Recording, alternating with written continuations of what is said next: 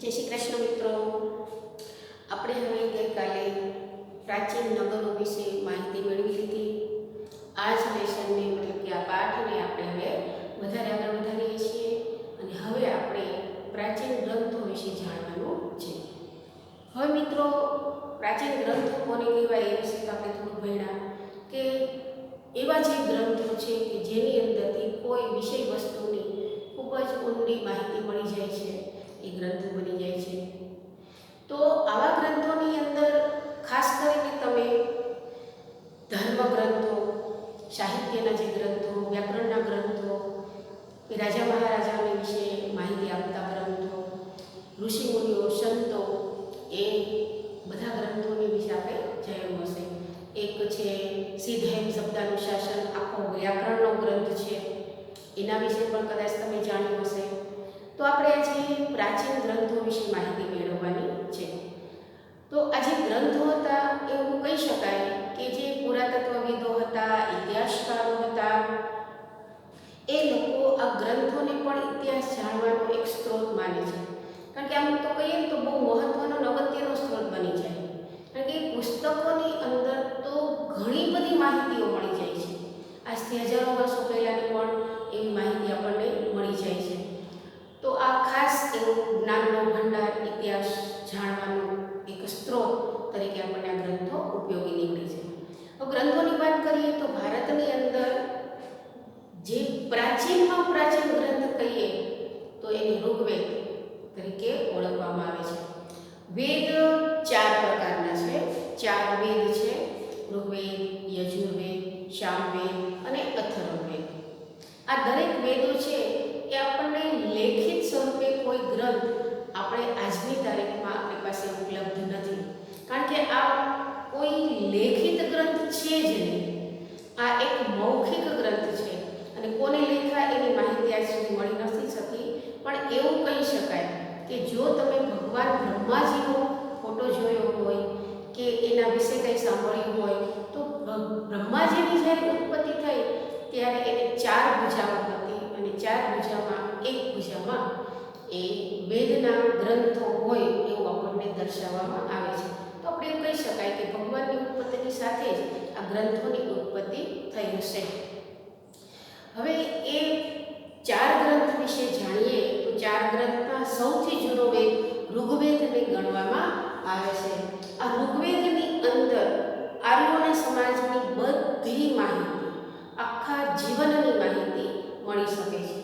હવે એ ઉપરાંત આપણે યજુર્વેદ લઈએ. યજુર્વેદને જો ઋગ્વેદની અંદર જે શ્લોકો છે એને ગાયન અને સંગીતના સ્વરૂપમાં રજૂ કરવામાં આવેલા છે.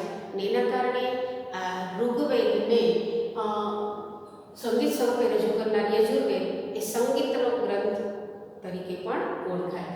હવે સામવેદ છે તો ભારતની જે સંસ્કૃતિ છે, ભારતની અંદર જે આખું જ આપણું ભારતીય સંસ્કૃતિ છે એની અંદર અનેક પ્રકારની ધાર્મિક ક્રિયાકાંડોની પ્રવૃત્તિઓ હોય છે. ખાસ કરીને બાળકનો જન્મ થાય, લગ્ન થાય, મૃત્યુ થાય, ક્યારેક ધાર્મિક ક્રિયાઓ, કથાઓ વગેરેની અંદર આપણે એવી ક્રિયાકાંડો હોય છે. તો એ ક્રિયાકાંડોનો સમાવેશ એ સામવેદની અંદર થાય છે. એના પછી કહીએ અથર્વવેદ, કે અમુક ક્રિયાકાંડો મૃત્યુ સમયના કે અન્ય એ દરેકની માહિતી આપણને અથર્વવેદની અંદર મળી જાય છે. તો આવી રીતે આ જે 4 વેદ હતા એ પ્રાચીનતમ ગ્રંથ ગણાય છે. એમાં સૌથી પ્રાચીન ગ્રંથ ઋગ્વેદને ગણાય છે. તો હવે આપણે ઋગ્વેદ વિશે થોડી માહિતી મેળવીએ. તો એ ઋગ્વેદની અંદર 10 મંડળો છે અને આ 10 મંડળોમાં 1028 પ્રાર્થનાઓનો સમાવેશ કરવામાં આવેલો છે. હવે મિત્રો, આ મંડળો એટલે શું? આપણે કોઈ તમે સમાજનું પુસ્તક ભણો છો એટલે પ્રકરણ 1, 2, 3 એવી રીતે પ્રકરણ પડતા જાય અને પછી આપણે એની માહિતી મેળવીએ.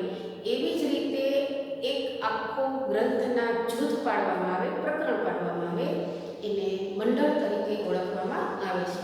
અને આ મંડળો છે એની આ 10 મંડળમાં 1028 પ્રાર્થનાઓ છે. પ્રાર્થનાઓને સૂક્ત તરીકે પણ ઓળખવામાં આવે છે. હવે પ્રાર્થનાઓ એટલે આપણે એવું સમજી લઈએ કે દરેક પ્રાર્થના પ્રભુની જ હોઈ શકે, પણ એમ છતાં અલગ અલગ વિવિધ પ્રકારની પ્રાર્થનાઓ એનો સમૂહ એની અંદર દર્શાવવામાં આવેલો છે. હવે બીજી વાત કહીએ તો આમ તો સૂક્તો અને ઋચાઓનો સમૂહ છે. મિત્રો, પુસ્તક જ્યારે હોય ને એ પુસ્તક ક્યારે બને તો પુસ્તકને આમ એક નાનકડી કહીએ ને કે પ્લે હાઉસથી હાઈસ્કૂલ કે કોલેજ સુધીની જે સફર હોય એવી રીતે કે એ શબ્દનો સમૂહ તો એ વાક્ય બનશે, વાક્યનો સમૂહ એટલે પેરેગ્રાફ બને, પેરેગ્રાફના સમૂહ કે આખું પ્રકરણ બને છે, પ્રકરણના સમૂહથી આખું ગ્રંથ બને છે. તો એવી જ રીતે ઋચાઓનો સમૂહ સૂક્ત બને, સૂક્તોના સમૂહ મંડળ અને મંડળથી બની જાય છે આખો ગ્રંથ. તો આ ઋગ્વેદ વિશે આપણે જાણીએ કે સૌથી પહેલાં જોઈએ તો આ ઋગ્વેદ છે એની ભાષા કઈ હતી. ઋગ્વેદમાં ખાસ કરીને વૈદિક અને સંસ્કૃત ભાષાનો ઉપયોગ કરવામાં આવેલો છે અને એ ઋગ્વેદની અંદર એ સમયના આર્યોની સંપૂર્ણ માહિતી આપણને આ ઋગ્વેદની અંદરથી મળી જાય છે.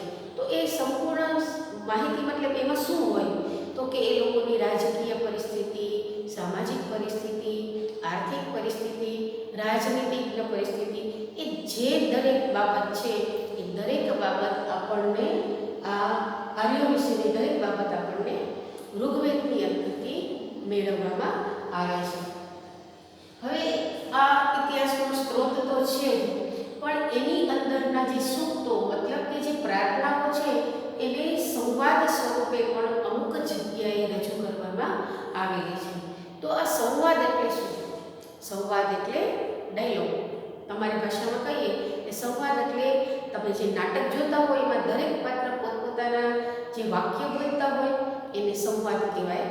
આપણે એકબીજા સાથે વાતોચીતો કરીએ તો આપણી જે વાક્ય છે એ સંવાદ બની જાય છે, સામો પ્રત્યુત્તર આપે. પણ આપણે વાતોચીતો કહીએ પણ એને સરસ વ્યવસ્થિત રૂપે રજૂ કરવામાં આવે નાટક સ્વરૂપે તો એ સંવાદ કહેવાય. અને એમાં આજના સમયની જો યાદ રાખીએ તો અમુક સંવાદો મતલબ કે ડાયલોગો નાના નાના બાળકોને ખૂબ મોઢે હોય છે, જેમ કે સિંઘમના એવા બધા જે ડાયલોગ તમે જોવો છો તો એ હાલતા ચાલતા બાળકો બોલતા હોય છે. मैं जो करता हूँ कभी नहीं, जे मैं जो बोलता हूँ कभी नहीं करता, जो नहीं बोलता डेफिनेटली करता हूँ, એવું તો તમે સાંભળ્યું જ હશે. તો આ એક જાતના સંવાદો બને છે. તો ઘણી પ્રાર્થનાઓ સંવાદના સ્વરૂપમાં પણ રચાયેલી હતી. મને થોડું યાદ છે ત્યાં સુધી એક એવો સંવાદ તમને કહી સંભળાવું છું કે એની અંદર નદી અને ઋષિમુનિઓ વાતો કરતા હોય છે. કઈ રીતે એ લોકોની વાતો છે તો થોડુંક સાંભળીએ કે ઋષિમુનિઓ નદીઓને કહે છે કે હે સરિતાઓ, તમે આ ધરતી માતાના ખોળામાં કોમળ પગલે ધીરે ધીરે ચાલજો કે જેનાથી ધરતી માતાને કોઈ નુકસાન ન થાય. તો એના જવાબની અંદર આ જે સરિતા મતલબ કે જે નદી છે એ શું જવાબ આપે છે તો સાંભળીએ. તો એના જવાબમાં નદીઓ ઋષિને કહે છે કે હે ઋષિ મુનિઓ, હે દેવતાઓ, હું પણ આ ધરતી માતાને મારી જ માતા સમજી એના હૃદય કમળને નુકસાન ન થાય, હૃદય કમળની અંદર પવિત્ર નરમ કોમળ એવા ચરણોથી જ ખડખડ વહેતી વહેતી હું આગળ ચાલીશ. તો આવો એક સંવાદ મેં વાંચેલો હતો. પણ આવી સંવાદ સ્વરૂપે એ પ્રાર્થનાઓ હોય તો અહીંયા આપણે જોયું ઋષિમુનિઓ છે, નદીઓ છે, એ કઈ ભાવનાથી એ પોતાના કાર્ય કરતા હોય છે. તો એ સંવાદ સ્વરૂપે પણ આ ઋગ્વેદની અંદર પ્રાર્થનાઓ જોવા મળે છે. હવે આપણે જોઈએ કે એ સમયની અંદર પ્રજાકીય જીવન કેવું હતું. તો એ પ્રજાકીય જીવન કહીએ તો આજના સમય જેવું જ હતું. એ પ્રજા જીવનની અંદર આજનું આપણું જીવન કેવું છે કે લોકો ચૂંટણી દ્વારા નેતાને ચૂંટે અને નેતા એ આપણા આખા દેશ ઉપર શાસન કરે, પણ એ શાસન કરવામાં એ પોતાના મંત્રીમંડળ રચે અને એનાથી એ શાસન ચલાવતો. તો એ સમય આવો જ હતો. કઈ રીતે કે એ પ્રજાકીય જીવનની અંદર ગણ, સભા અને સમિતિ. તો આ શું છે ગણ એટલે? ગણ એટલે આપણે કહીએ એક ગામ જેને ગણ કહેવામાં આવે. પછી જિલ્લો લઈએ તો એને સભા કહેવામાં આવતું અને પછી રાજ્ય લઈએ તો એને સમિતિ આવતું. એટલે ટૂંકમાં જે સમિતિ છે એ સભા અને ગણ બંને ઉપર દેખરેખ રાખે. એટલે સમિતિ સૌથી મોટું જૂથ ગણવામાં આવે. હવે સમિતિમાં જે ઉપરી હતો એને રાજા કહેવાય. પણ મેં તમને કીધું એમ આપણે જે ચૂંટણી કરીએ છીએ ને જે ચૂંટાય છે એને આપણે નેતા કહીએ છીએ. તો એ સમય એ જ પરિસ્થિતિ હતી. એ લોકો પણ સમિતિ એની અંદર ચૂંટણી કરશે. લોકો ચૂંટણી કરે અને જે ચૂંટાય છે એને રાજા કહેવામાં આવે છે. આપણે અહીંયા એવું માનવામાં આવે છે કે જે રાજા તો વારસાગત જ હોય, રાજાના દીકરા રાજા, એના દીકરા રાજા, એ પરંપરા ચાલતી હોય. પણ ત્યાં જે ચૂંટાઈને આવે છે એને રાજા કહેવામાં આવતું અને એ રાજા સભા અને ગણ બંને ઉપર દેખરેખ રાખે. તો એનું કામ શું હતું? ચૂંટણી દ્વારા રાજા તો ચૂંટાઈ ગયા છે. હવે જેમ આપણા નેતા મંત્રીમંડળની રચના કરે છે, અલગ અલગ મંત્રીઓ, વિદેશ મંત્રીઓ હોય, જમીનના મંત્રી હોય, શિક્ષણના મંત્રી હોય, આરોગ્યના મંત્રી હોય, વીજળી વિભાગ, એમ અલગ અલગ મંત્રીઓ હોય. એમ અહીંયા એ નેતાએ મંત્રીમંડળ પસંદ કર્યું. એવી જ રીતે રાજા ચૂંટાઈને આવે છે પછી એ સેનાધ્યક્ષ અને પુરોહિત એની પસંદગી કરે છે. ત્યાં ચૂંટણી નથી થતી. હવે આ સેનાધ્યક્ષનું શું કામ છે? તો સેનાધ્યક્ષ એટલે સેનાનો અધ્યક્ષ. તો આપણે કોઈ પણ સેના હોય એના લીડર વગર તો ચાલે નહીં. તો ગામનું અને જે રાજ્યનું જે આપણે રક્ષણ કરવાનું છે એની કોઈ પણ ચર્ચા વિચારણા, કાર્યવાહી કે કોઈ પ્લાનિંગ કરવાના હોય તો સેનાધ્યક્ષ તો જોશે. તો જ આખા એના રાજ્યનું સુરક્ષિત રક્ષણ કરી શકાશે. તો એ સેનાધ્યક્ષની પસંદ કરશે. અને પુરોહિતનું એ સમયની અંદર ખૂબ જ અગત્યનું સ્થાન હતું. પંડિતજી એ સમયના કહીએ ને કે બ્રાહ્મણો હતા એ ભગવાનની જેમ પૂજાતા હતા. એટલે બ્રાહ્મણોને પૂછ્યા વગર કોઈ પણ કાર્ય કરી શકાય નહીં. તો એ પુરોહિતોની પસંદગી પણ એ રાજા કરે. અને બીજું અગત્યનું એનું કાર્ય હતું ગવેષણા. તો ગવેષણા એટલે શું છે મિત્રો? તો યુદ્ધ છે. રાજા હોય તો યુદ્ધની એની તૈયારી રાખવી જ પડતી હોય. ક્યારે કોઈ દુશ્મનીના રાજ્ય ઉપર ચડાઈ કરીને આવી જાય તેની ખબર પડે નહીં. તો પોતાના સુરક્ષા માટે રાજ્ય યુદ્ધ માટે પણ તૈયાર રહે છે. તો એ કહેવાશે ગવેષણા. તો આપણા એ ઇતિહાસની અંદર ઋગ્વેદની અંદર પણ એવો ઉલ્લેખ કરવામાં આવ્યો છે કે રાવી નદી હતી, એની કિનારાના જે જગ્યા હતી ત્યાં 10 રાજાઓના સમૂહમાં યુદ્ધ થયું હતું. તો આપણે એમ કહી શકાય કે એક નાનું વિશ્વ યુદ્ધ. કારણ કે યુદ્ધ હોય તો 2 રાજાઓ વચ્ચે હોય, પણ 10 રાજાઓ વચ્ચે જે યુદ્ધ થાય છે એનું પણ ઉલ્લેખ એ સમયમાં હતો. તો આપણે એવું નાનું વિશ્વયુદ્ધ થયું હશે એવું કલ્પના કરી શકીએ. હવે એ ઋગ્વેદની અંદર કોઈ પણ કુટુંબ વ્યવસ્થા કઈ રીતે કામ કરતી હતી એના વિશે જાણીએ. તો કુટુંબ વ્યવસ્થા હતી પિતૃપ્રધાન કુટુંબ વ્યવસ્થા.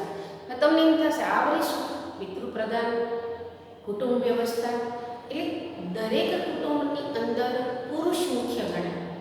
પુરુષ જેમ કહે એમ આખા કુટુંબની વ્યવસ્થા ચાલતી હોય. તો એને કહેવાય પુરુષ પ્રધાન. અહીંયા પિતૃપ્રધાન કીધું છે. પિતૃ એટલે કે પિતાજી. તો જેમ પિતાજી કહે એ રીતે આખા કુટુંબની વ્યવસ્થા ચાલતી હોય. જે કોઈ પણ નિર્ણય લેવાના હોય એ પુરુષો લે અને એ પ્રમાણે ઘર ચાલે. તો શું એ સમયની અંદર સ્ત્રીઓનું કંઈ માન નહોતું? હતું. જે પરિસ્થિતિ આજની છે એ જ પરિસ્થિતિ એ ઋગ્વેદના સમયમાં હતી. પણ વચ્ચેનો જે સમય હતો ને એમાં પરિસ્થિતિ પલટી ગઈ હતી. આજનો સમય છે સ્ત્રીઓને કોઈ પણ બંધન નથી. દરેક પ્રકારના એ લોકો હકો ભોગવે છે અને એ લોકોની પસંદગીનું જે ક્ષેત્ર હોય એને પસંદ કરે છે, ભણે છે, જ્ઞાન પ્રાપ્ત કરે છે, મહાન બને છે. આજનું કયું ક્ષેત્ર એવું નથી કે જ્યાં સ્ત્રીઓ નથી. એ સમય આજનો સમય છે એ સમયમાં પણ સ્ત્રીઓનું એવું જ સ્થાન હતું. સ્ત્રીઓ પણ ભણતી, જ્ઞાન મેળવતી અને મહાન એવી વિદ્વાન પણ બનતી. તો એના ઉદાહરણ પણ છે. એમાં લોપામુદ્રા છે અને ઘોષા જેવા મહાન સ્ત્રીઓ એ સમયની અંદર થઈ ગઈ. એ લોકોએ પણ ખૂબ જ જ્ઞાન મેળવી એ મહાન સ્થાને એ લોકો પહોંચેલા હતા. એટલે સ્ત્રીઓનું પણ ખૂબ જ માન હતું અને સાથે સાથે પિતૃપ્રધાન એ કુટુંબ વ્યવસ્થા પણ હતી. હવે એ સમયની અંદર પ્રકૃતિ પૂજાથી એ લોકો વણાયેલા હતા. તો પ્રકૃતિ પૂજા એટલે શું? આપણે એમ તો એકવાર જોઈ લીધું કે પશુઓની પૂજા કરે છે, વનસ્પતિઓની પણ પૂજા કરે છે. એ ઉપરાંત આપણે ઇન્દ્ર છે, કે પવનદેવ છે, અગ્નિદેવ છે, એવા દેવોની પણ આપણે પૂજા કરતા હોઈએ છીએ. તો એ સમયની અંદર પણ એવા દેવોની પૂજા કરવામાં આવતી. અને ખાસ કરી આપણે વહેલી સવાર હોય, વાતાવરણ એકદમ સરસ હોય તો કહીએ છીએ ને કે ઉષા ખીલી છે. તો એવી જ રીતે સવાર અને સાંજ એટલે કે સૂર્યોદય અને સૂર્યાસ્ત એ ઉષાની એટલે કે સૂર્યોદયની પૂજા થાય. પછી એ જ રીતે સૂર્ય અસ્ત થાય તો અદિતિ, તો એની પણ પૂજા કરવામાં આવતી. એટલે સૂર્યાસ્તનું મહત્વ હતું. આજના સમયની અંદર પણ ઉગતા સૂર્યની ઘણા લોકો પૂજા કરતા હોય છે. તો એવી રીતે એ પ્રકૃતિ પૂજક પણ હતા. હવે એ લોકો ગાય, બળદ, ઘોડા, હાથી એવા પશુઓને પણ પાળતા. તો આ પશુને પાળવામાંથી આપણને એવું લાગે છે કે એ સમય પશુ પાલન તરીકેનો પણ હશે, તો જ આટલા પશુઓને પાળતા હોય. તો એ પશુઓનો ઉપયોગ પણ એ લોકો કરતા. અને હા, એક વાત એ પણ કરી કે દરેક કાર્ય પશુનો ઉપયોગ થાય.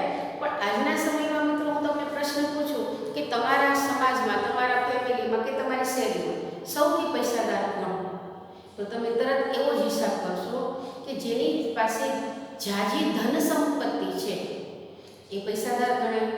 રૂપિયા, પૈસા, સોના, ચાંદી, જેની પાસે મકાન, વેપાર કે ખૂબ ધન દોલત હોય એને આપણે પૈસાદાર ગણાય. પણ એ સમયની અંદર એ વ્યાખ્યા જુદી હતી કે જેની પાસે વધારે પશુ એ વધારે પૈસાદાર ગણાય.